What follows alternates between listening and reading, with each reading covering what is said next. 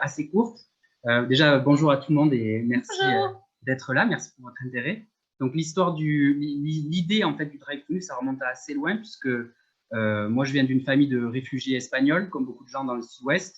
Et donc, mes grands-parents qui avaient peu de moyens utilisaient toutes les ressources à leur portée et notamment les déchets d'emballage. Donc, j'ai grandi dans l'habitude, dans l'état d'esprit que tout déchet d'emballage pouvait avoir une seconde vie.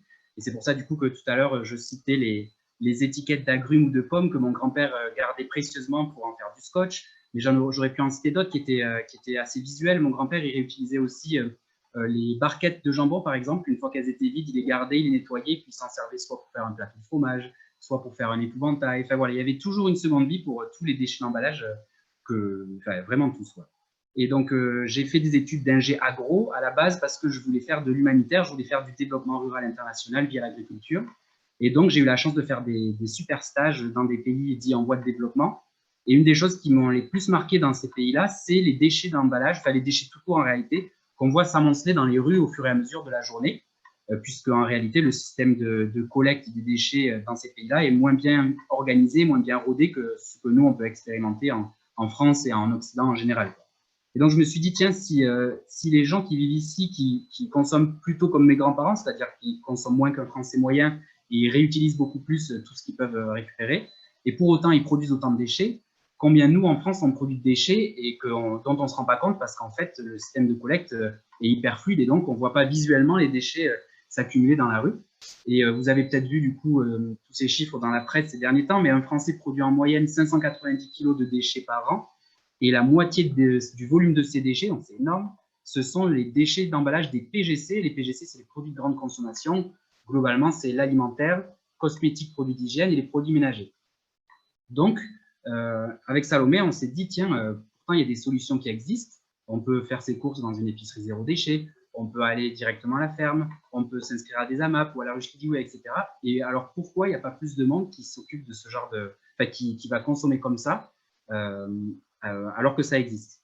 Alors, du coup, l'expérience de Salomé, l'expérience familiale de Salomé, elle est un petit peu différente. Salomé, elle vient d'une famille qui est consciente environnementalement, qui sait qu'il y a une urgence, qui sait qu'il faut agir. En revanche, quand faire un geste pour l'environnement est trop compliqué, ben, ils ne vont pas le faire. Typiquement, l'exemple, c'est s'il faut aller au récupérer un peu trop loin, la bouteille de verre, elle va finir dans la poubelle du tout au non. Moi, quand j'ai vu ça, j'étais incroyable. Et du coup, en confrontant ça, en confrontant nos expériences, on s'est dit, ben, il faut vraiment qu'on rende la consommation zéro déchet et responsable, parce que c'est important aussi dans le projet de drive-thru, c'est zéro déchet et responsable. Il faut vraiment qu'on le rende beaucoup plus simple pour que tout le monde, même si les gens ne sont pas des militants de l'écologie, viennent faire des courses zéro déchet et responsables. Et c'est comme ça que, du coup, on s'est penché sur la grande distribution et on s'est inspiré de ce qui fait que la grande distribution marche tellement, alors que tout le monde râle un peu contre la grande distribution en disant oui, les produits ne sont pas forcément bons, c'est pas d'où ça vient, machin. Pourtant, tout le monde y va.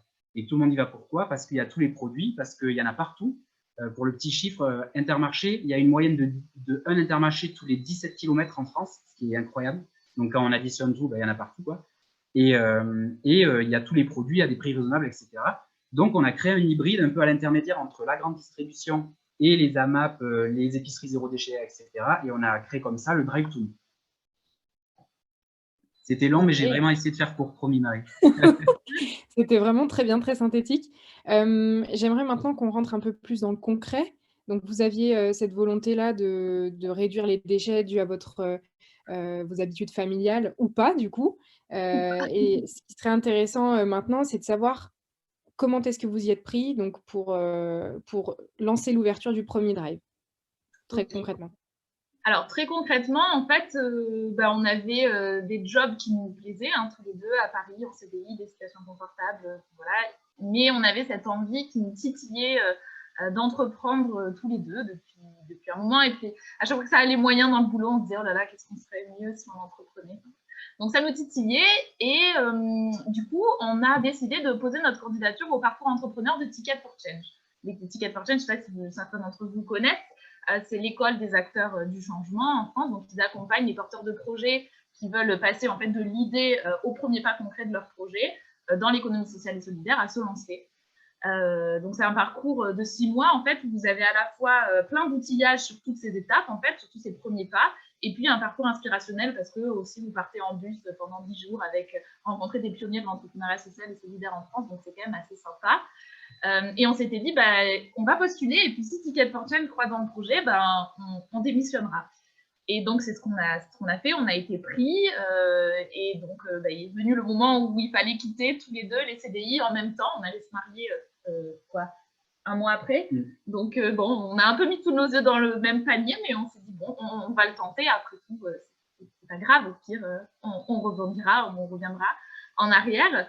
Et on a suivi le parcours entrepreneur de Ticket for Change pendant 6 mois, et ça nous a vraiment débloqué les premiers pas. Donc c'était absolument génial, parce que nous, on avait la vision, on le voyait, le supermarché zéro déchet, les allées, enfin tout ça, sans souci. Par contre, par quoi on commence et par où on s'y prend, qu'est-ce qu'on décroche, pourquoi on décroche le téléphone en premier, on ne savait pas trop. Donc ça nous a beaucoup aidé. À l'issue du parcours entrepreneur, on a décidé une fois qu'on avait bien trituré et qu'on s'était bien fait triturer l'idée dans tous les sens par les différents mentors, qui déconstruisaient l'idée avec nous, qui nous aidaient à la touiller un peu partout, on s'est dit, on va aller essayer d'aller au contact de nos bénéficiaires. En fait, c'est ça le truc le plus important, parce qu'une idée, tant que vous l'avez, qu'elle est dans votre tête, c'est sûr, vous risquez rien, quoi, hein, elle est là. Par contre, à partir du moment où il faut aller la confronter au marché, aux clients, c'est là que vous vous rendez compte si c'est pertinent, en fait. Et si vous répondez vraiment à un besoin social ou environnemental, s'il y a le marché pour ça, ou si voilà, c'est juste dans votre tête. Donc on s'est dit, bon, on va aller le tester. Donc on a fait une phase de test qui a duré 4 mois à Toulouse. Très concrètement, c'était très simple. On n'avait vraiment pas de sous. Hein, donc on a fait vraiment à la mano. On a monté un site web avec un copain. On a fait un mini stock, mais vraiment mini stock de produits où on devait avoir, je sais pas moi, 100 références, donc 80 bières, parce que c'est bien qui a fait la gamme. Donc voilà, sans vous dire qu'on était bien parés pour commencer. Je me suis grondé, hein. On était, voilà. Et on a proposé aux Toulousains de passer commande sur le petit site internet qu'on avait créé et de venir récupérer leur course zéro déchet une fois par semaine. Et on a fait ça pendant 4 mois et dans des zones géographiques différentes. Et ça c'est une phase de test qui nous a permis de faire plein de choses. Ça nous a permis de tester des lieux, déjà, des zones géographiques, pour voir un petit peu où est-ce que ça marchait. Est-ce que ça marchait mieux en centre-ville, dans le périurbain, dans le rural. Ça nous a permis de tester, savoir si les gens allaient nous ramener les bocaux, parce que ça, c'était un pari qu'on faisait. On mettait à disposition les bocaux, on ne savait pas si les gens allaient nous les ramener, finalement, c'est notre système de consigne inversé, parce qu'on ne les fait pas payer, nous, les bocaux. Si les gens allaient nous les ramener, on a testé, enfin, ça nous a permis de commencer à tester un peu avec comment on travaille avec nos producteurs, enfin, tout notre fonctionnement, et puis surtout de crédibiliser un petit peu le projet, parce qu'après, quand il a fallu aller chercher du financement bancaire, tout simplement, pour le premier, on avait déjà un petit peu de billes, quoi, auprès des partenaires institutionnels. Donc ça a très bien fonctionné pendant 4 mois, ça a reçu un très très bon accueil et pas mal de presse à Toulouse. Et donc on s'est dit, bon banco, ça a l'air de fonctionner, mine de rien. Donc on va se lancer, on va ouvrir. Donc là, on a décidé de faire une petite campagne de financement participatif sur Ulule. Donc ça nous a permis de récolter 10 000 €.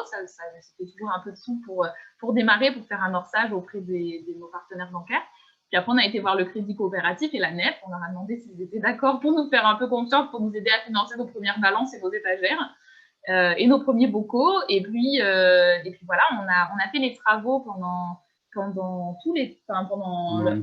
mois à la rentrée 2018. Et puis on a recruté Sarah, qui était notre préparatrice de commande numéro 1. Et puis on a ouvert au mois de décembre du coup 2018. À Beauzelle, au nord de Toulouse, qui était l'une des zones qu'on avait testées en fait pendant la phase de test, une zone qui avait le mieux fonctionné, donc on a décidé d'ouvrir là. Et voilà, puis l'aventure était lancée. Trop bien. Je me permets de rebondir du coup sur la question du financement que tu as abordé un petit peu, Salomé.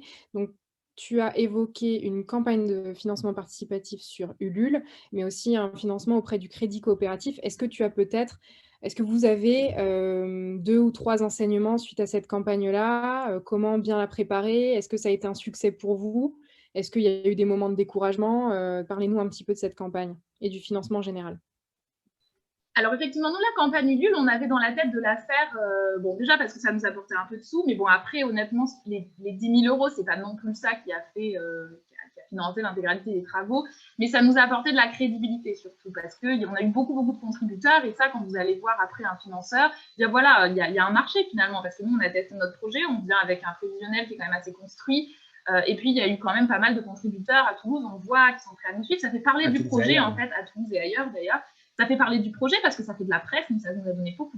Ça nous a fait pas mal de presse, cette campagne de financement participatif. On l'avait lancée en direct sur Europe 1, dans une émission, je ne sais plus laquelle, sur l'économie. La France Bouge, non? La France Bouge, je crois, ouais.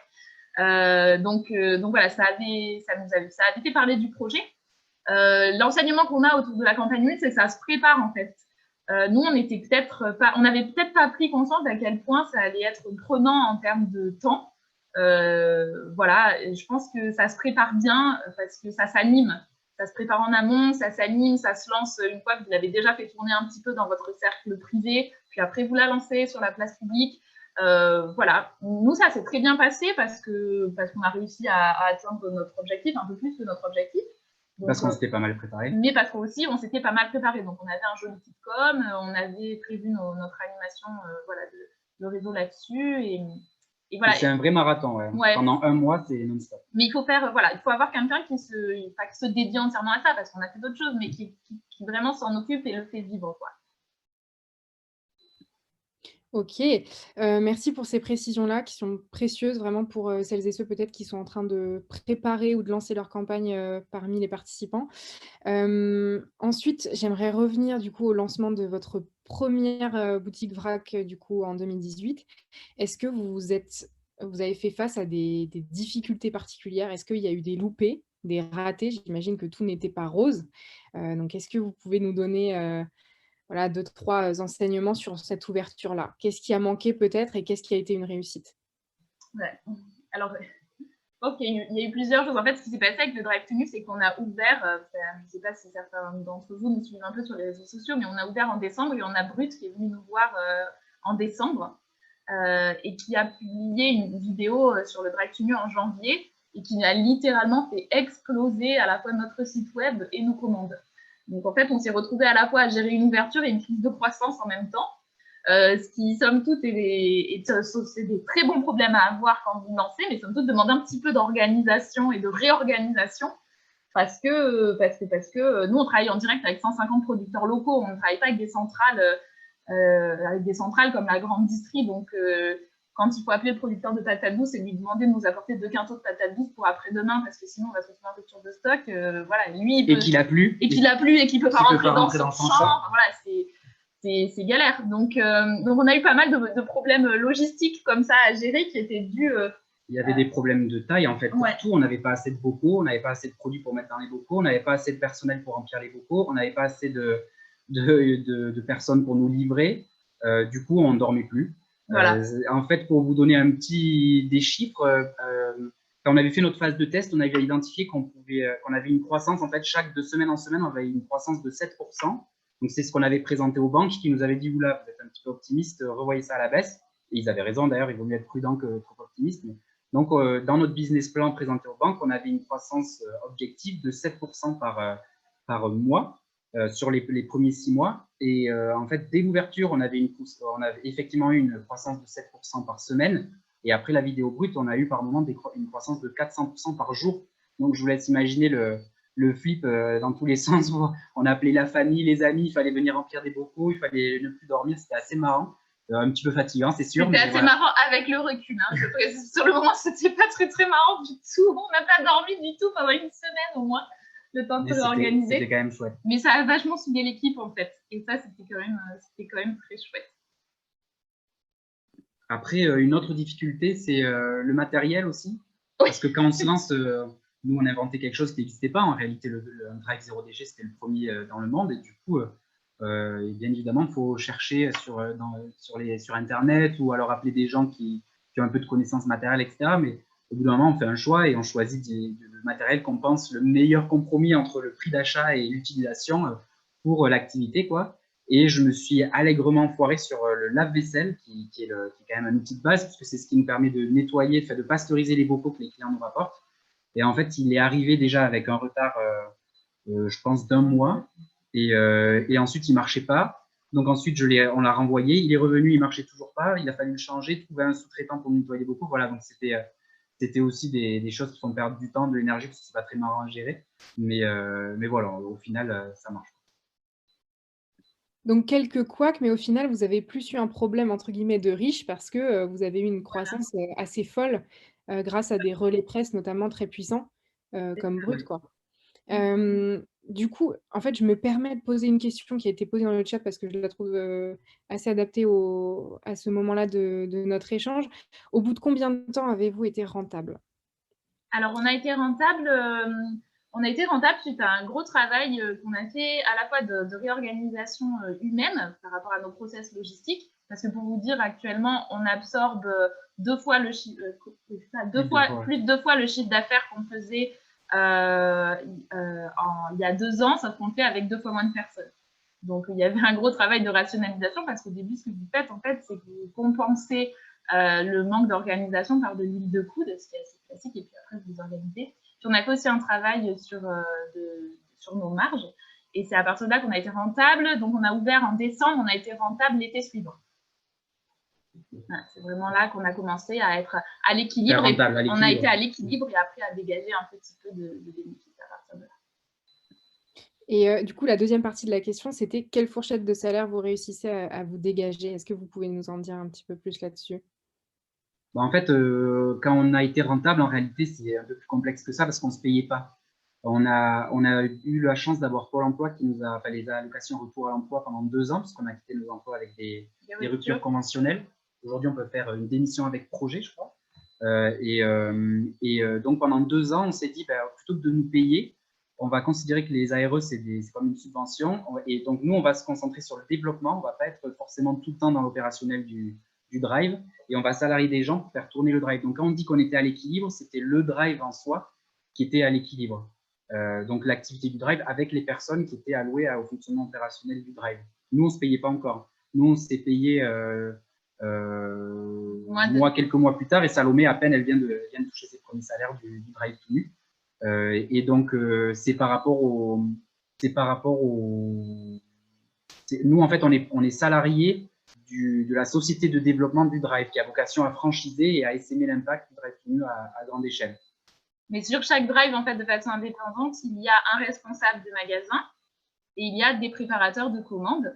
Et l'exercice, on va dire, l'activité du drive permet de financer ce pôle-là à chaque fois. Et donc, pour revenir sur les salaires, en fait, on a tout aligné sur la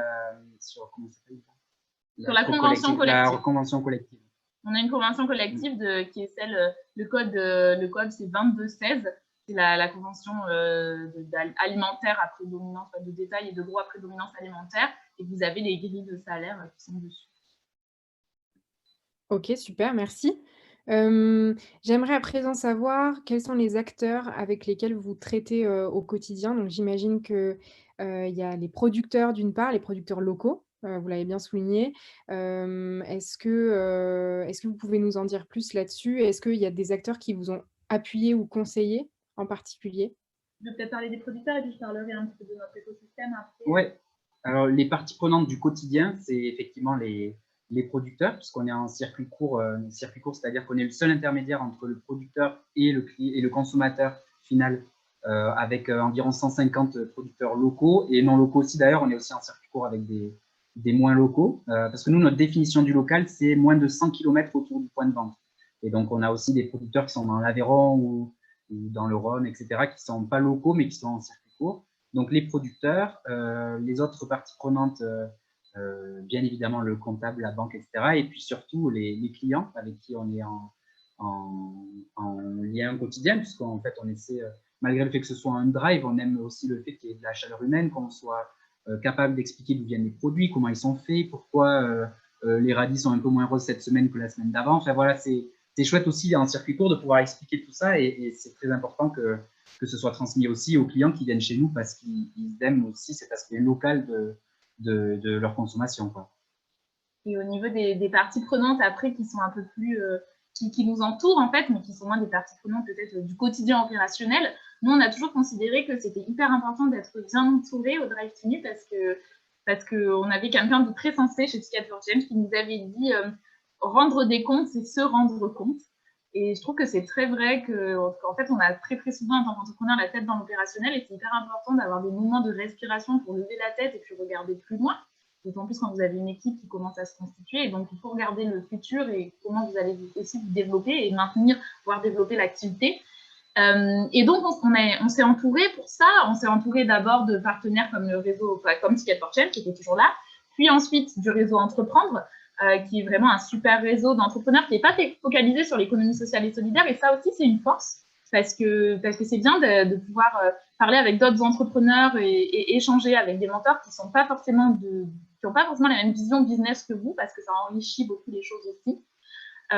Et puis, on a aussi, comme Marie le disait, on a fait une petite levée de fonds, nous, cette année, du coup, en février. Parmi nos investisseurs, on a cherché que des investisseurs de l'économie sociale et solidaire. C'était hyper important pour nous quand on a voulu financer le développement du Drive tout nu sur la partie, encore une fois, un essaimage social, parce que la partie en propre, elle est rentable. Donc là, on parle que de l'essaimage en franchise sociale.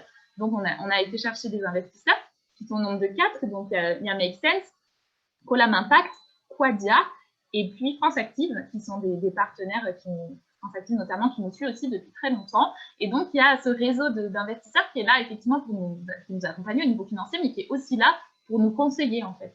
Et c'est vrai que très souvent, en fait, on décroche notre téléphone pour leur poser des questions, si on a des éléments sur lesquels on bute, ils nous entourent, ils sont là. Voilà, ça m'arrive très souvent, chez Make Sense, c'est Anne qui nous suit, ça m'arrive très souvent de décrocher mon téléphone et de dire « Anne, je bute sur ça, est-ce que tu as des conseils? Est-ce que tu peux trouver quelqu'un? Si toi, tu n'as pas la réponse, est-ce que tu as quelqu'un qui aurait la réponse ?»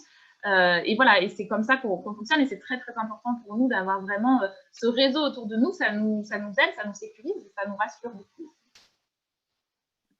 Et au départ, au tout début, on a aussi eu la chance d'avoir des gens qui nous ont conseillés juste comme ça, et ça, c'était hyper riche aussi. Ouais. Et je pense que ça viendra dans les enseignements que tu nous demanderas, Marie, plus tard, mais parler du projet, ça nous a permis aussi d'avoir plein de gens qui, de façon hyper gentille, nous ont conseillé, donné des appuis, etc. Et donc, ça va. Par exemple, les fondateurs de Day by Day ont été hyper ouverts à nous donner plein de conseils.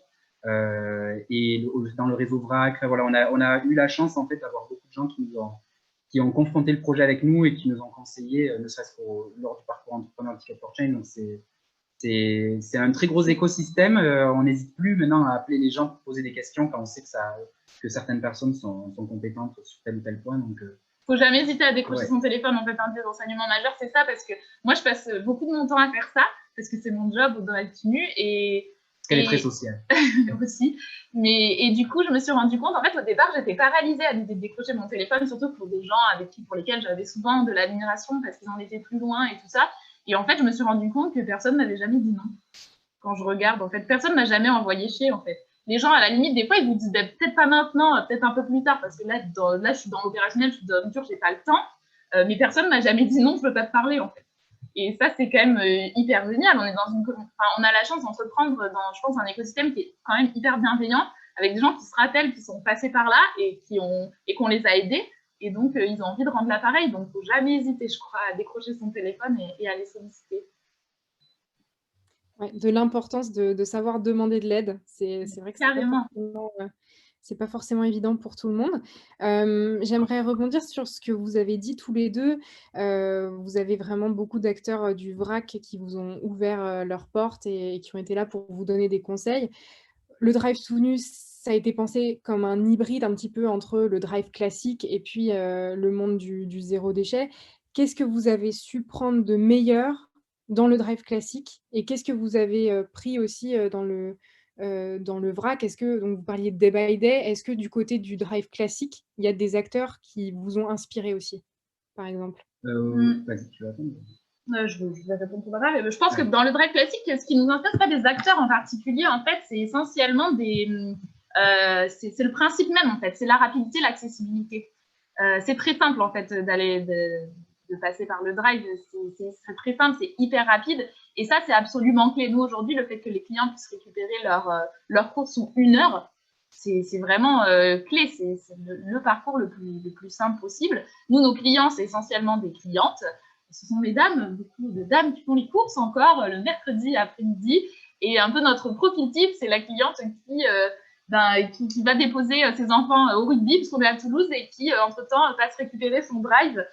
Et voilà, et elle n'a pas du tout envie, cette personne qui a envie de consommer responsable et qui a envie de consommer zéro déchet, elle n'a pas du tout envie de se garer à la sortie de métro, d'aller prendre le métro, de se trimballer ses bocaux en centre-ville, soit avec ou sans ses enfants.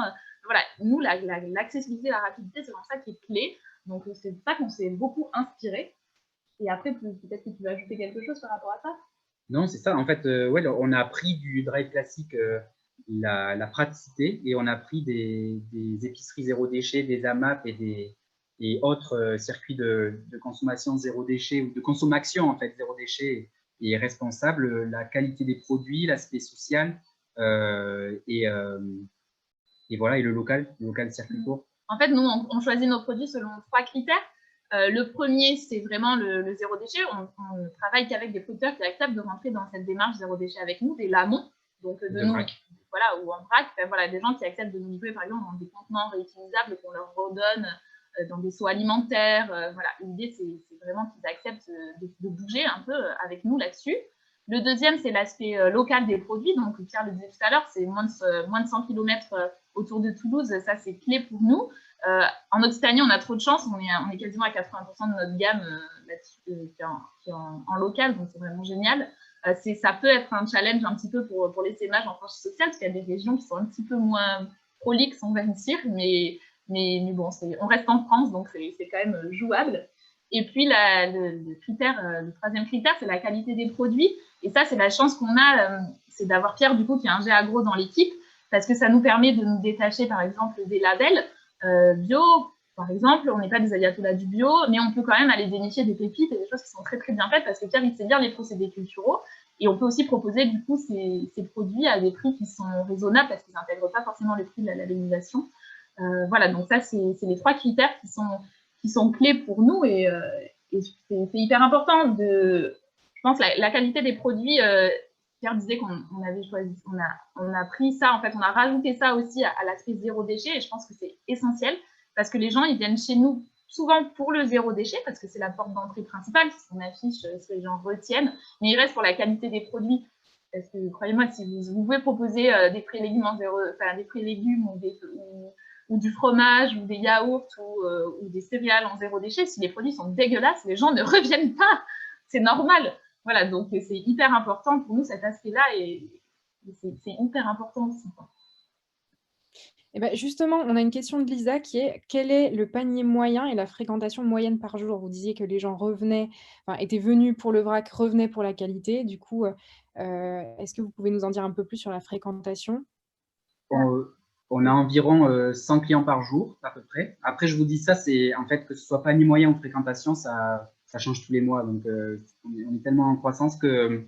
Mais donc, environ 100 clients par jour, et le panier moyen, c'est entre 30 et 60 € pour l'instant. Donc, ce qui est plutôt haut par rapport à une épicerie zéro déchet, plutôt bas par rapport à un drive classique. Ça s'explique aussi parce que pour l'instant, on ne fait pas encore la viande en zéro déchet. On a trouvé comment faire cet été, on a fait pas mal de R&D, mais on l'a pas encore mis en place parce qu'on n'a pas encore les producteurs qu'il nous faut. On est en train d'auditer plein de producteurs. Pour l'instant, on a soit des producteurs super quali, mais beaucoup trop chers pour un supermarché, parce qu'on veut vraiment être un supermarché pour que ce soit démocratisé et pas proposer du jambon à 200 € le kilo, sinon on n'est plus un supermarché, on est une épicerie fine. Et donc, ça, de fait, on se coupe d'une partie de la population. Et soit c'est des producteurs qui ne sont pas assez quali et dans les prix qu'il nous faut. Donc, voilà, on essaie de trouver le bon compromis. Ok, trop bien, merci. À présent, j'aimerais savoir, est-ce qu'il y a par exemple 3 informations clés à retenir sur le secteur du vrac pour, par exemple, les entrepreneurs sociaux qu'il y a parmi nos participants qui aimeraient peut-être se lancer dans cette aventure du vrac ou du zéro déchet? Est-ce que voilà, il y a trois infos que vous auriez aimé connaître avant de vous lancer peut-être? Je pense qu'une des infos qui est importante à retenir, on la connaissait avant de se lancer parce qu'on l'avait regardé, mais je pense que c'est important bien de l'avoir en tête. C'est que le marché le marché du vrac, ça va représenter 15 milliards d'euros d'ici 10 ans. Aujourd'hui, on est à 1,5 million à peu près. Donc c'est vrai que nous, les gens nous disent, enfin, je ne sais pas si vous avez vu, mais il y a d'autres drives zéro déchet qui se sont développés depuis qu'on a ouvert. Les gens nous voir en disant, mais ça ne nous panique pas. Mais non, ça ne nous panique pas. Déjà, d'une part, c'est une super bonne nouvelle. On est là pour l'impact avant tout. Donc, c'est une très bonne nouvelle que ça inspire d'autres gens à se lancer et à offrir ce service. C'est très, très bien. Et surtout, il y a de la place pour tout le monde. Il y a 15 milliards d'euros. Voilà, c'est énorme. Les pistes de croissance sont importantes. Donc voilà, je pense qu'il ne faut pas hésiter à se lancer dans ce secteur si on a envie, parce que pour l'instant, il y a la place. Après, ce n'est pas pour ça que c'est simple, hein, c'est beaucoup de boulot, mais Mais voilà, il y a des choses à faire, c'est clair. Je pense que ça, c'est une première info. Et après, une autre info clé, alors je ne sais pas si les infos clés que tu veux dire, c'est chiffré, mais c'est sur les RH, parce que c'est la base de tout, l'humain au sein de l'entreprise. Et nous, on s'est peut-être un peu trop torturé le cerveau, par exemple, pour recruter des préparateurs de commandes. On a eu la chance d'avoir un peu de mentorat de la part des fondateurs de Brico Privé. Et quand on leur a dit comment vous recrutez vos prépa commandes, est-ce que vous prenez des gens qui peuvent grandir avec la boîte, etc. Est-ce que vous prenez des bac plus 5 en gros, parce que la grande question, c'était nous, comme on pensait grandir vite et qu'on avait la chance en fait d'intéresser beaucoup de gens qui étaient en reconversion, qui voulaient passer mettons, de la défense à quelque chose de plus manuel et donc qui étaient intéressés par la prépa commande. La question, c'était est-ce que du coup, on prend des gens qui ont déjà fait de la prépa commande ou est-ce qu'on prend des gens qui sont en reconversion et qui du coup vont grandir avec la société, etc. Et le fondateur de Brico Privé nous avait dit non les gars, un prépa commande, c'est un prépa commande. Et en effet, c'est pas du tout péjoratif. Hein. C'est pas péjoratif, mais c'est des gens qui connaissent le métier et qui du coup sont meilleurs et qui en plus n'auront pas la frustration parce que souvent au bout d'un certain temps, les gens qui sont en reconversion professionnelle, ils en ont un peu marre de faire de la prépa commande, ils veulent évoluer dans la société, sauf qu'on n'évolue pas assez vite pour contenter tout le monde, et puis surtout, il n'y a jamais la place pour que tout le monde devienne responsable de drive, etc. Donc, ça a créé des frustrations. Donc, voilà, les RH, c'est très important de recruter des gens qui sont bons à leur poste, quitte à ce qu'ils soient très bons et que du coup, ce soit eux qui montent, mais voilà, c'est pas la peine de trop anticiper, il faut penser au recrutement pour maintenant.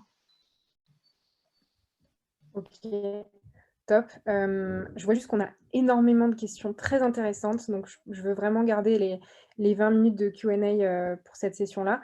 Du coup, je voulais vous poser la question de vos ambitions maintenant. Savoir un petit peu où est-ce que vous voyez dans un an. Est-ce que vous pensez avoir ouvert peut-être un autre drive, 2 autres drives, 3 autres drives? Soyons fous. Voilà, quelles sont vos ambitions un peu pour la suite? Alors, on vient d'ouvrir le 2e, du coup, à Toulouse. On l'a ouvert le mois dernier. Merci. Ouais, on l'a ouvert, on vient de l'ouvrir, donc ça s'est très bien passé. On est très content parce que ça a été très très bien absorbé par l'équipe, parce qu'on était bien organisé cette fois, beaucoup mieux que la première fois. On l'avait déjà fait, donc voilà, ça s'est très bien passé. Et on a signé le bail du 3e, donc on ouvre un 3e toujours à Toulouse en février. Dans le sud. Voilà, dans le sud. Donc, on a ce déploiement local en propre qui nous est cher. Voilà. Et puis, on est aussi en train de développer le Drive to Me en franchise sociale. Donc, l'objectif de cette levée de fonds, comme je disais tout à l'heure, c'était de développer le Drive to Me parce qu'on nous l'a énormément demandé, à la fois de la part des consommateurs, et on a reçu plus de 1500 demandes de réplication de gens qui voulaient répliquer, de porteurs de projets qui voulaient répliquer un Drive to Me sur leur territoire, dans leur région. Donc, on travaille là-dessus. À la constitution de ce modèle et on va ouvrir notre première franchise au premier trimestre. Voilà. Dans un lieu encore secret. Dans un lieu qu'on dévoilera très bientôt.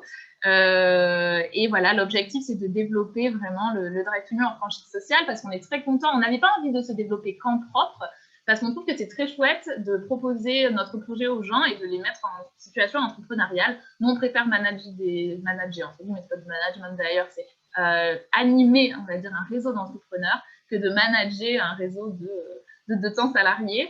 C'est une aventure qui nous amuse aussi, donc, parce qu'on trouve que c'est aussi très riche et on conçoit le réseau pas uniquement comme descendant d'ailleurs, c'est pour ça qu'on parle de franchise sociale. En termes de gouvernance, c'est un petit peu différent.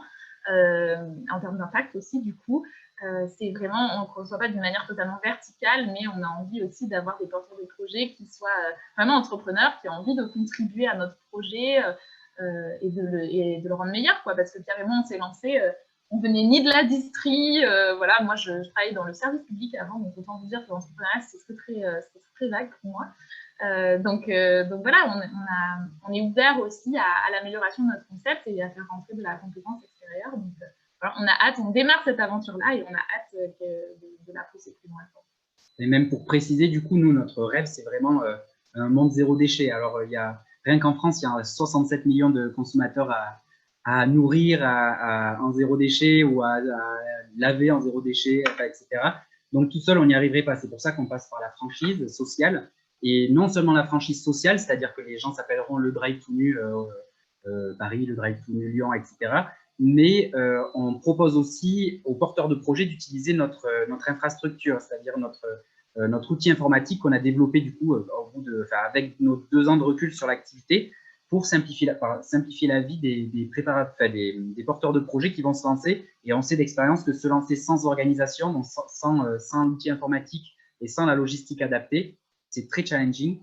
Donc voilà, on propose aussi cette manière, la franchise sociale et aussi l'utilisation de l'outil. Il y a 2 manières. Les porteurs de projets, soit peuvent s'appeler le Drive to Nu et bénéficier de la marque, en fait, le Drive to Nu et du savoir-faire, soit ils peuvent juste bénéficier du savoir-faire et pas forcément de la marque. Et par savoir-faire, il y a toutes les étapes par lesquelles on est passé et sur lesquelles on a trébuché, parce que ça fait gagner du temps, et tout le système d'information qu'on a aujourd'hui et qu'on développe et qui fait aussi gagner beaucoup, beaucoup, beaucoup de temps.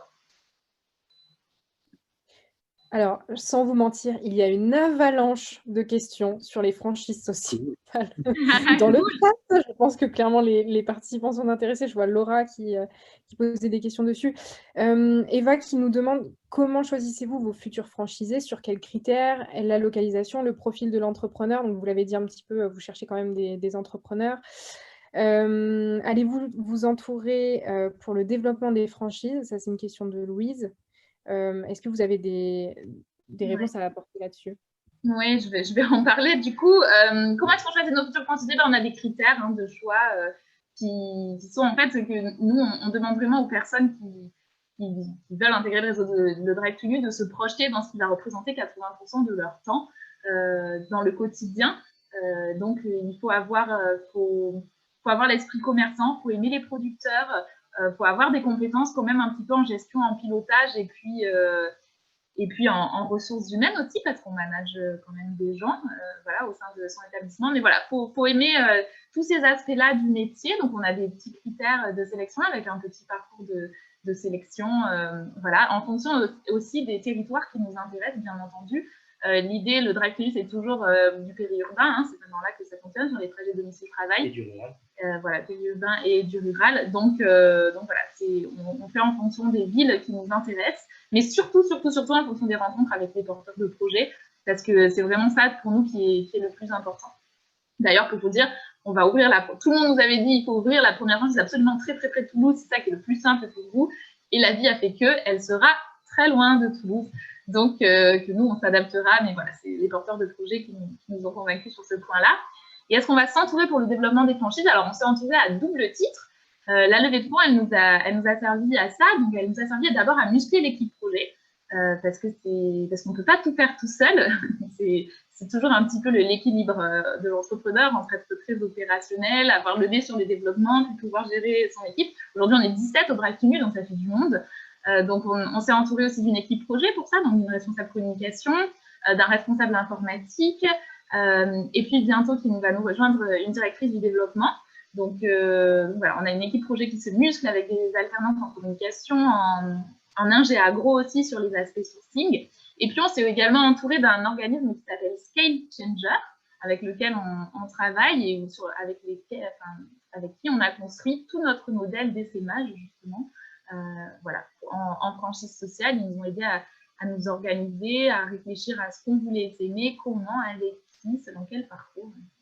C'est un travail un travail encore très intéressant. Du coup, j'imagine que ça répond à la question de Lucas qui disait « Maintenant que vous êtes opérationnel et que votre affaire est lancée, quel est votre rôle dans Drive to Nu ?» Donc, c'est justement de savoir un petit peu au niveau stratégique où placer ces nouvelles franchises, quelle localisation, aussi de construire l'équipe qui va chapeauter tout ça. Est-ce que vous voulez ajouter des choses là-dessus? Alors, en fait, ça, c'est plutôt… moi, je m'occupe plutôt de cette partie-là, effectivement. C'est toujours un peu le challenge entre… il y a plein de choses, en fait. Moi, je m'occupe de la franchise sociale. Il y a aussi tout le passage de comment on passe de faire de l'opérationnel à faire, parce que c'est hyper important aussi de pouvoir s'entourer, comme on disait, des bons talents qui vont pousser la boîte plus loin dans des choses que vous ne masterisez pas comme compétences. Par exemple, le site web, il a été tenu pendant 2 ans avec les compétences d'ingénieur agricole de Pierre. Autant vous dire qu'on arrivait quand même à nos limites.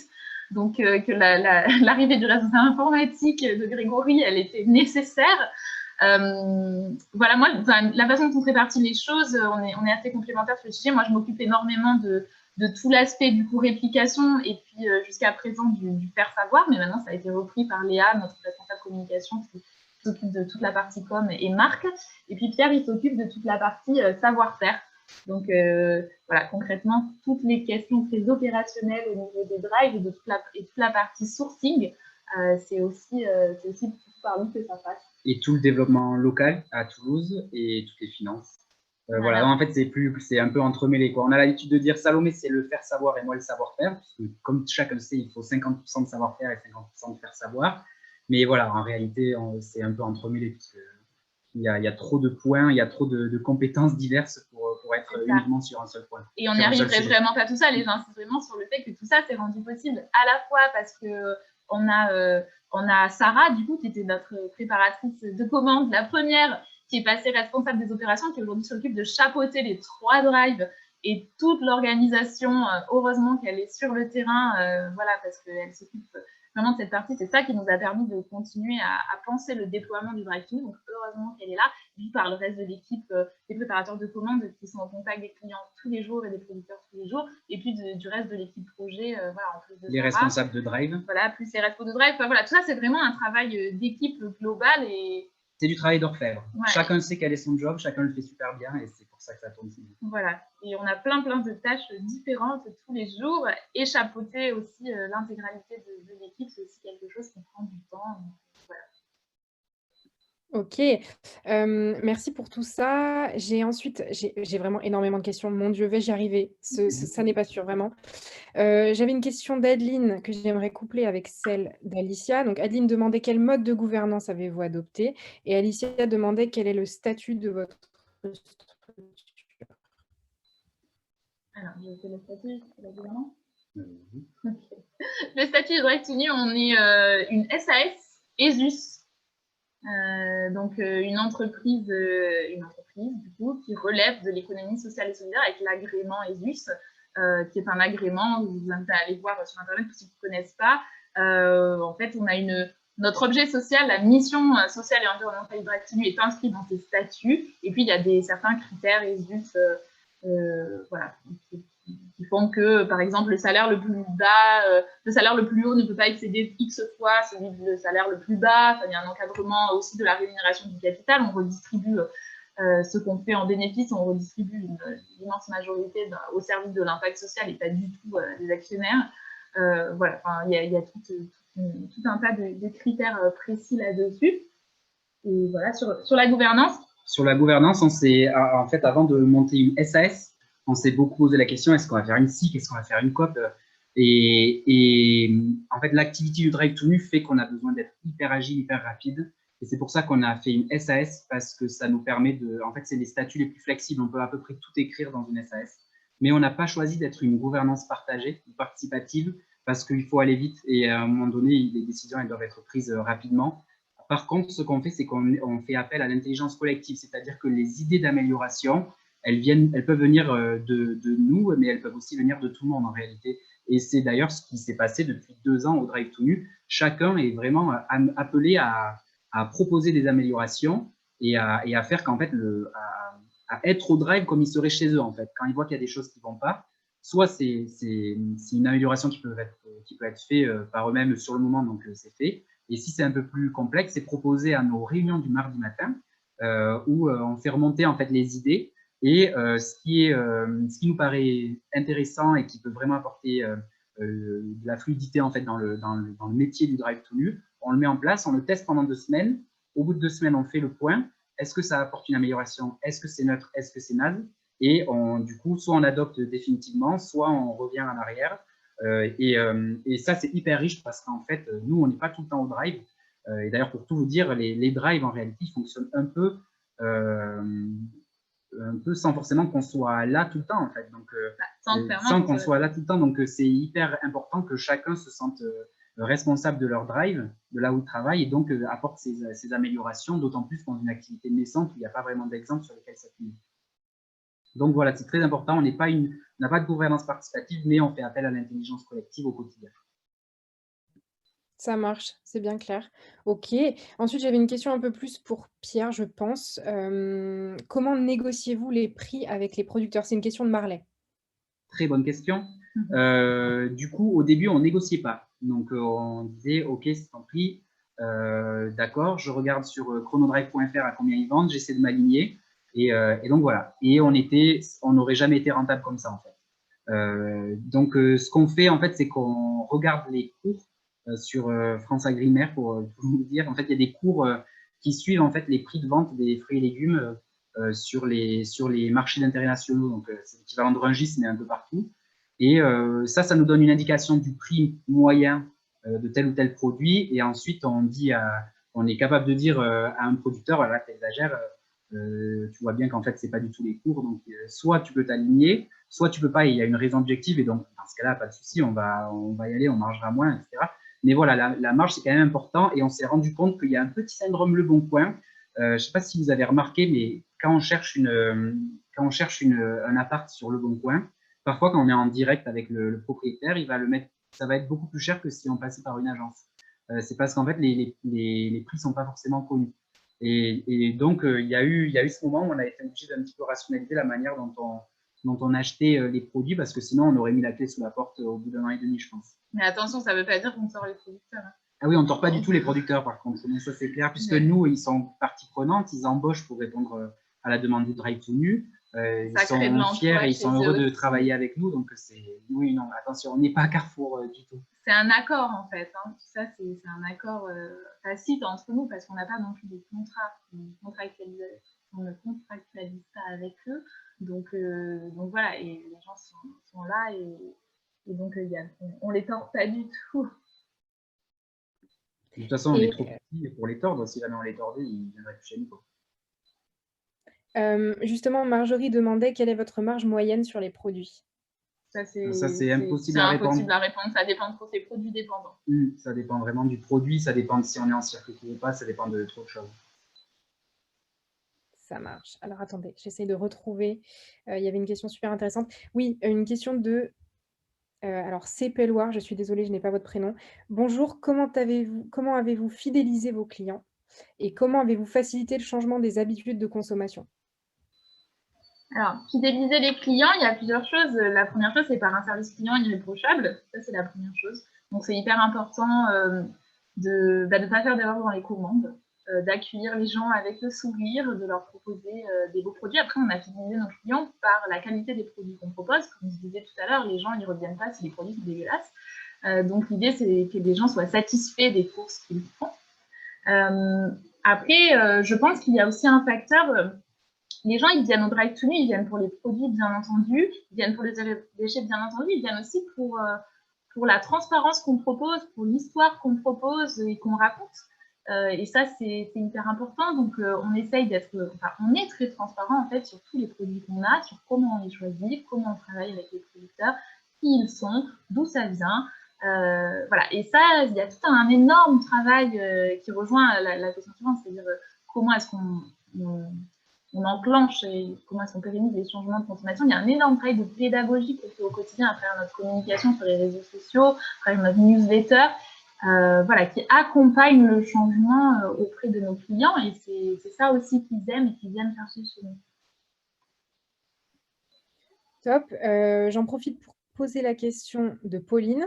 Vous avez parlé des réseaux sociaux, des newsletters. Est-ce que vous prévoyez la sortie d'une application? Non. Non, on ne prévoit pas la sortie d'une application, en tout cas vraiment pas à moyen terme, parce que alors déjà, d'une part, les Français téléchargent de moins en moins d'applis, et le site du Drive to Nu est entièrement responsive, en fait. Donc, et d'ailleurs, à ce jour, la moitié des clients font leurs courses sur leur téléphone. Donc, ça montre bien que le site fonctionne très très bien sur mobile. Donc, c'est pas du tout un investissement qui nous paraît prioritaire. Super. J'avais une question sur les bocaux que je ne retrouve plus. Tous les remplissages des bocaux sont-ils faits à la main? Question de Marine. Très bonne question. Très très bonne question. Jadis, ce fut le cas. Et autant vous dire que c'était un peu pénible. Aujourd'hui, on en a tellement qu'en fait, on a semi-automatisé la chose. C'est-à-dire qu'on a une peseuse remplisseuse semi-automatique qui ne remplace pas lui-même et qui permet d'être beaucoup plus à l'aise et beaucoup moins pénible, surtout sur le remplissage des bocaux. Et plus rapide aussi. Il y a une question d'ergonomie aussi pour les préparateurs de commandes, parce que on est sur des gestes en termes de troubles musculo-squelettiques qui sont bien, quoi, parce que vous tapez le sac comme ça toute la journée, c'est quand même... Ouais, donc il y a un peu d'aide par de la machine. Et ça change la vie, franchement. Oui. D'accord, donc ça ne se fait plus manuellement. Selon les produits, si, mais parce qu'il y a des produits qui ne passent pas dans la machine, mais voilà, dans 80%, c'est la machine. Ok. Question de Lisa, combien de références avez-vous? Vous avez parlé donc que c'était un processus progressif, là vous alliez ajouter la viande. Donc combien à peu près de références est-ce que vous avez chez le Drive tout nu? On a environ 1000 références et on pourrait faire plus, mais en réalité en fait, on a construit notre assortiment en partant du principe que le Drive n'est pas forcément un commerce qui demande d'avoir une grosse profondeur de gamme. C'est-à-dire qu'en fait, c'est pas la peine d'avoir 40 types de riz, 40 types de pâtes, 40 types de sauce tomate, mais c'est bien d'avoir un ou deux, à la limite, une option super quali, une option plus abordable au niveau du prix. Et c'est comme ça qu'on a construit l'assortiment. Et effectivement, comme tu le dis, ce qui manque aujourd'hui, c'est la viande. La viande fraîche, puisqu'on a des produits apertisés, c'est en conserve, quoi, conserve d'hiver, mais il manque encore la viande fraîche pour les raisons que je vous expliquais tout à l'heure. Super, merci. On avait une question de Ludovic à peu près au début, je suis désolée, je ne l'ai pas posée plus tôt, mais quels sont les postes clés pour faire tourner un Drive zéro déchet? Il me semble que vous aviez donné quelques pistes de réponse, mais peut-être rappeler. Il faut... Ouais. Vas-y. Non, mais vas-y. Il faut des prépa-commandes. En fait, on dit prépa-commande, mais en réalité, c'est préparateur de commandes polyvalent, très important, puisque il n'y a pas une journée qui se ressemble au Drive, déjà parce qu'il y a plein de tâches différentes à réaliser, et puis ensuite parce que sur les plannings, on fait justement tourner ces tâches-là selon les personnes pour pas qu'il y ait une routine. Donc, les travaux à faire, c'est recevoir les livraisons, puisque 150 fournisseurs, il faut les accueillir, il faut vérifier les livraisons, il faut les mettre en rayon. Il faut préparer les commandes, bien évidemment, il faut servir les clients, il faut alicoter les produits, c'est-à-dire mettre les produits dans des bocaux, dans des sacs à vrac, il faut nettoyer les bocaux. Donc ça, c'est vraiment les postes, enfin, les tâches des prépa-commandes polyvalents. Et ensuite, il faut un responsable de drive qui s'occupe, qui est à 50% sur des tâches de prépa-commande polyvalent et à 50% sur les réassorts, les plannings, la gestion des RH, de l'administratif et le SAV des clients. Merci beaucoup. On a de nouvelles questions, ça ne s'arrête jamais. Non, mais c'est super, je vois que les questions sont hyper intéressantes, donc c'est top. De quelle surface commerciale avez-vous besoin? Et peut-être, est-ce que vous pouvez nous donner un élément de comparaison avec la surface commerciale d'un Drive classique? On peut vous répondre la surface qu'on a nous, mais en fait, ce qui est important, c'est en fait pour la surface, c'est de voir en réalité le loyer et de faire un pourcentage du loyer par rapport au chiffre d'affaires. Mais nous, par exemple, à Balma, on a 210 mètres carrés et franchement, on est pas mal. À Beauzelle, on avait 140, enfin, on a toujours 142 et franchement, c'était petit. Donc voilà, du coup, c'est ça. Mais après, peut-être que dans un an, on vous dira qu'on est les trois à Balma aussi, donc c'est un peu compliqué à répondre. Et pour faire une comparaison, on est quand même beaucoup plus petit que, je crois que les Leclerc Drive au départ, maintenant ils ont changé leur politique, mais au départ c'était 3000 mètres carrés. Donc on est presque 10 fois plus petit qu'un Leclerc Drive, quoi, en termes de surface. Petit mais puissant. Petit mais costaud. Absolument. Je me permets de revenir à la question des bocaux parce qu'on a une autre question de monsieur, madame ou mademoiselle Tessier. Quels moyens utilisez-vous pour conserver vos produits frais? On a des chambres froides, tout simplement. Et du coup, au niveau par exemple, la viande, elle va être, est-ce que c'est dans un genre de tupperware en verre? Enfin, comment est-ce que ça va être au niveau de la... Ah pardon, oui, ce sera dans des bocaux. Le principe, c'est vraiment de tout faire en C'est vraiment bocaux. Par exemple, les produits frais, par exemple la crèmerie, les yaourts, mais aussi le fromage, parce que ça, on le voit quand même moins souvent. Tout est dans des bocaux chez nous et qui sont conservés du coup dans des chambres froides. Et fun fact, ça se conserve beaucoup mieux que le sous plastique. Donc les fromages restent meilleurs beaucoup plus longtemps. Ah, c'est clair, rien à voir. Alors, Paul qui a reposé sa question, effectivement, je ne l'avais pas posée. Quels sont les réseaux d'acteurs et les interlocuteurs à privilégier pour se lancer dans un projet zéro déchet? Alors, je pense que les réseaux hyper importants, nous, le réseau VRAC, hyper important, interprofessionnel des commerçants du VRAC, qui fait des formations qui sont absolument essentielles sur l'hygiène, la traçabilité, les bonnes pratiques dans la vente en VRAC. Nous, on recommande vraiment leur formation. On s'est formé, nous, on forme les responsables de magasins et ça nous semble fondamental. Il y a le réseau Zero Waste France aussi, avec tous les réseaux locaux, qui fait pas mal de plaidoyer pour le zéro déchet et voilà, qui permet vraiment de soutenir les projets aussi en local. C'est une association, ils font pas mal de veille juridique aussi, et ça c'est hyper important pour nous, pour savoir où on en est sur la réglementation. Il y a le réseau Consigne qui existe, qui fait des études super intéressantes sur la consigne en France. Et puis, il y a, voilà, je pense que c'est… Après, d'un point de vue plus sectoriel sur la grande distrib, il faut suivre Nielsen, c'est pas mal, je pense. Ouais, Nielsen, les études de Nielsen sont hyper intéressantes. C'est pas vraiment appliqué au zéro, c'est pas du tout appliqué au zéro déchet, mais c'est intéressant de voir les tendances globales.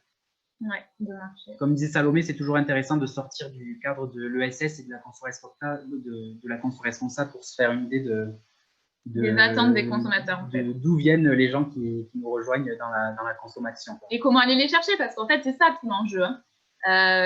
Nous, c'est sûr que vos premiers clients, les premiers clients, sont des gens convaincus, sont des gens militants. Mais ce qui est intéressant, c'est d'aller chercher les gens qui ne le sont pas, en fait. Intéressant aussi. Intéressant. Non, mais intéressant aussi, bien entendu. Mais ça devient challenging quand vous faites passer des gens de je vais chercher mes courses chez Carrefour à je viens au drive to nu. Là, on a fait un grand pas. Voilà, je pense que c'est un énorme challenge. Ça adresse des millions de consommateurs toutes les semaines, donc c'est hyper important d'aller chercher aussi ces personnes. Alors, j'ai encore 4 questions super intéressantes. Restez, je vous en supplie. Oui, oui. Il est midi. Et voilà.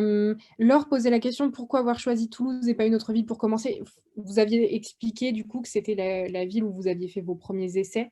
Est-ce qu'il y a d'autres, et que ces essais avaient été concluants et avaient eu du succès? Est-ce qu'il y a d'autres raisons pour s'implanter à Toulouse? La raison principale, c'est que c'est la plus belle ville du monde. Voilà, attention, là, on part sur un sujet, mais c'est le cœur qui parle. Donc, je vais laisser Pierre parce que, voilà. Non, mais de façon, ça, c'était purement subjectif. Désolé pour ceux qui ne sont pas toulousains. Mais après, il y a des raisons plus objectives. La première, c'est que, effectivement, bon, vous l'avez compris, je suis toulousain. Et être chez soi, ça simplifie tellement de choses parce que si j'ai besoin d'une perceuse, par exemple, pour faire les travaux, je l'emprunte à un copain, à mon père, etc. Si j'ai besoin d'un camion, je vais l'emprunter à un copain. Si je n'ai pas besoin d'allumer le GPS à chaque fois que je fais un déplacement, tout est simplifié. Tu connaissais les producteurs aussi. Deuxième raison, ouais, j'ai fait l'école d'agri de Purpan qui est à Toulouse. Donc, j'avais déjà un bon réseau de producteurs autour de Toulouse. Et troisième raison, c'est que lors de l'étude de marché, on s'est rendu compte qu'il y avait un endroit où il y a l'axe en gros de Rennes à Toulouse, l'espèce de sourire là, qui est beaucoup plus sensible aux questions environnementales que dans le reste de la France. Ça ne veut pas dire que ce n'est pas le cas ailleurs. Ça allait à Lyon, ça allait en région parisienne, à Strasbourg, dans les grandes métropoles, mais il y a quand même cet axe qui était très marqué, en passant par Nantes, La Rochelle, Bordeaux. Et donc, on s'est dit, bah, vu que Toulouse est dedans, que je suis toulousain, que j'ai déjà un réseau de producteurs, on commence à Toulouse. Ça marche. Je pose la question d'Alban, qui est super intéressante. Avez-vous envisagé d'être concurrencé par les géants de la distribution, qui eux-mêmes se mettent au vrac, hein? On voit les rayons vrac fleurir dans les supermarchés traditionnels d'ici quelques années, qui s'adapteront sûrement à ces modes de consommation. Ouais. J'ai envie de dire, c'est même souhaitable. C'est souhaitable. Je disais tout à l'heure, la grande distribution adresse des millions de consommateurs toutes les semaines. Lidl, c'est 150 millions de clients par semaine. Vous vous rendez compte? C'est énorme. On n'arrivera pas à faire changer les pratiques de consommation sans eux. Donc, c'est souhaitable qu'ils bougent.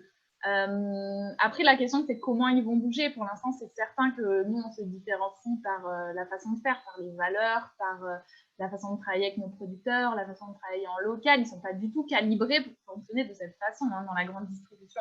Ils ont des grosses centrales, ils ne sont pas en direct avec les producteurs, ils n'ont pas du tout les mêmes pratiques commerciales. Voilà. Mais il n'empêche que c'est bien qu'ils bougent. C'est bien qu'ils bougent parce que ça va passer aussi par eux. Et comme on disait tout à l'heure, il y a quand même de la place sur le marché du vrac. Donc, c'est essentiel qu'ils nous concurrencent, je ne sais pas, mais en tout cas, qu'ils s'y mettent. Ça marche. Je passe à une autre question de Laure. Est-ce que vous êtes zéro déchet de l'achat du produit à la vente client? Bah oui, c'est tout l'idée. On n'achète pas des mini-boîtes de céréales pour les transvaser dans des bocaux. Hein. En fait, petite précision quand même. On est zéro déchet avec nos fournisseurs, mais on est aussi vrac, c'est-à-dire qu'il n'y a pas tous nos fournisseurs qui sont capables de nous fournir en zéro déchet. Intégral. Il y en a d'autres qui nous fournissent en vrac, c'est-à-dire qu'ils nous fournissent dans des gros sacs de 25 à 50 kilos. Et nous, ensuite, on alipote ces sacs dans des petits bocaux de 500 grammes en moyenne, quoi. Et ça, c'est très difficile. C'est un boulot qu'on fait aussi d'accompagner nos fournisseurs vers la transition vers du vrai zéro déchet, aussi en amont. Et ça se fait beaucoup plus facilement avec les petits producteurs, comme vous pouvez l'imaginer, qu'avec les gros, qui sont eux calibrés, qui ont des machines en fait pour remplir les gros sacs, etc. Mais voilà, même quand on est fourni dans des gros sacs, on évite tout l'emballage individuel et donc on va vers le mieux. Ce sont des indicateurs d'impact qu'on suit, tout ça. On suit et sur lesquels on essaye de s'améliorer tous les ans. Ensuite, il y a beaucoup de questions sur les franchises qui reviennent. Stéphane qui nous dit, suite au questionnaire de juillet, allez-vous prendre contact avec les personnes pour un futur projet? Je me permets de coupler la question avec Alice qui dit, avez-vous prévu un franchising cette fois-ci à l'international? Alors, l'international, c'est pas forcément la priorité, mais on nous demande quand même beaucoup. On est très contactés. On a été contactés en Angleterre, aux États-Unis, au Canada, aux Philippines. Enfin, c'est assez rigolo. Donc, c'est pas forcément notre prio, mais c'est des choses qu'on étudie de façon très individuelle. Après, oui, pour les porteurs de projets qui ont répondu au questionnaire, merci beaucoup de tout votre intérêt. On a Amélie, qui est directrice du développement, qui va arriver au mois de janvier. Qui va s'occuper aussi de ces sujets, donc voilà, qui va pouvoir recontacter les personnes dont on retient les candidatures pour pouvoir développer des franchises dans d'autres villes que Toulouse. Est-ce que vous êtes prêts pour plus de questions? Parce qu'on a le temps. On a des questions sur la gestion des produits frais.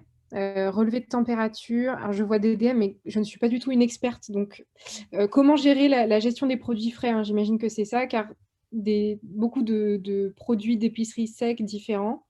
Ludovic qui disait plan de maîtrise sanitaire, je pense. Est-ce que vous avez des réponses à apporter là-dessus? C'est assez précis comme question, mais effectivement, c'est les mêmes règles que tout le monde, hein, relevé de température, études bactériaux sur les bocaux qu'on nettoie. Enfin, voilà, on laisse rien au hasard parce qu'on avait noté pendant l'étude de marché que le principal frein à la consommation zéro déchet ou vrac, c'est l'hygiène. C'est le fait que certains aient peur que ce soit que l'hygiène en fait soit défaillante, donc on est hyper strict sur tout ça, effectivement. Après, c'est vraiment plein de petites choses à mettre en place, mais qui sont réglementaires. Après, nous, on fait même plus que le réglementaire. Il y a des règles de traçabilité. Ouais, voilà, c'est du détail, mais enfin, je veux dire, c'est très précis comme question et il y a beaucoup de détails à prendre en compte, mais voilà, effectivement, on suit comme on est aussi strict que le serait un gros drive institutionnel ou une grande surface. Le réseau VRAC fait des formations qui sont hyper intéressantes là-dessus pour les personnes intéressées, justement. On a encore quelques interrogations au sujet des bocaux. Romane qui demande quel est le pourcentage de retour des bocaux et Marie-Ange qui demande quel est votre fournisseur de bocaux. Pourquoi avoir choisi le verre? Donc j'imagine que c'est cette propriété de conservation. C'est quoi la première question? Le pourcentage de retour, c'est environ 80%. Est-ce que tu voulais peut-être répondre à la suite? Non, c'est ça. Après, sur pourquoi le verre, parce que c'est le seul matériau qui est inerte, le verre. On connaît tous aujourd'hui les problèmes de perturbateurs endocriniens qui sont très très mauvais pour la santé. Et le verre, c'est le seul matériau pour lequel il n'y a pas d'échange moléculaire entre le produit et le contenant. Donc voilà, ça nous paraissait être ce qui faisait le plus de sens. Il faut savoir qu'un contenant en verre qui est réutilisé, c'est 4 fois moins d'énergie qu'un contenant qui est recyclé. Donc d'où la réutilisation du verre. Et la deuxième raison pour laquelle on a choisi le verre, c'est que effectivement, si le bocal se casse ou si c'est une bouteille qui n'est pas réutilisable, etc., le verre, c'est le seul matériau qui est recyclable à qualité équivalente à l'infini. Moi, j'ai appris ça en fait en me lançant dans le drive tout nu. Quand on a une canette de coca, mettons, qu'on la met au recyclage, en fait, on ne va pas refaire une canette avec cette canette parce que l'aluminium sera dégradé lorsqu'on va le recycler. Et donc, on va faire du renfoncement de route, on va faire des objets qui seront moins qualitatifs que la canette de coca. En revanche, le verre, lorsqu'on fond du verre, qu'on refait une bouteille ou un bocal, on refait un produit d'une même qualité. Et ça, c'est essentiel pour nous que ce soit 100% recyclable, même si on préfère le réutiliser, bien sûr. Mais une fois que l'objet est cassé, on peut aussi le recycler et avoir le même objet. Et ensuite, pour le fournisseur de verre, en effet, ça, on ne le dit pas, mais il y en a plein, en fait. Donc voilà, il n'y a pas de... il n'y a pas trop de soucis. Super, j'ai pratiquement épuisé le stock de questions. On a juste Pauline qui nous demande: connaissez-vous Click and Vrac sur Nîmes? Il semble que ce soit un drive vrac qui se soit ouvert. Oui, il y a pas mal d'autres projets qui se sont montés, certains qui nous ont contactés et avec qui on a eu le plaisir de pouvoir donner quelques conseils à notre petite échelle, hein, parce qu'on n'a pas non plus 15 ans de recul. Et puis d'autres qui se sont ouverts et comme on disait tout à l'heure, c'est génial, c'est souhaitable, c'est très très bien qu'il y ait d'autres drives zéro déchet qui s'ouvrent. Voilà, avec nous, pour ceux qui ont envie, et puis sur nous, pour ceux qui ont envie de se lancer tout seuls. On n'y arrivera pas tout seul, donc non, allez-y. Donc allez-y. Top. Oh là là, encore des questions sur les bocaux. Ah bon? Est-ce que les clients peuvent apporter leur propre contenant, donc leur propre bocal, et combien de références de bocaux? Alors au début, on récupérait absolument tout. Et alors, on peut en parler à Sarah Dupont, qui est directrice des opérations. Ça la faisait ça l'a fait transpirer, en fait. Parce que un bocal pas ordinaire, une capsule pas ordinaire, à 100 bocaux pas ordinaires, 100 capsules complètement extraordinaires.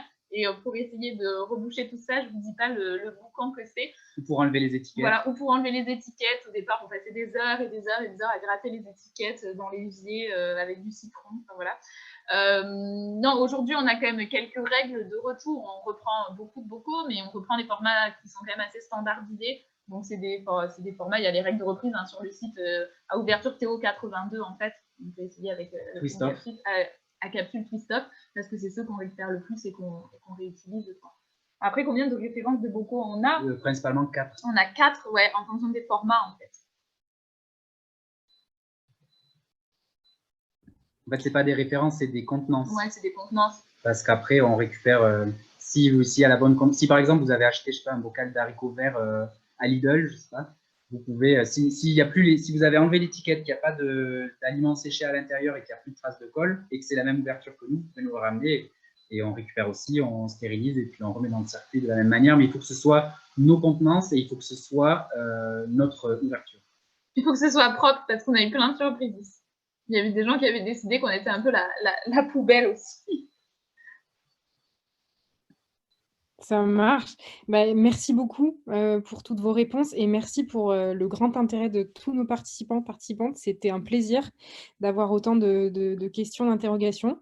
Si vous en avez d'autres, je ne sais pas si Salomé et Pierre, vous êtes prêts à rester un petit peu plus, mais en tout cas, sachez pour tous ceux qui ne peuvent pas rester plus longtemps qu'il y aura un replay de cette session sur Spot. Donc, toutes les personnes inscrites à cet événement auront le lien du replay.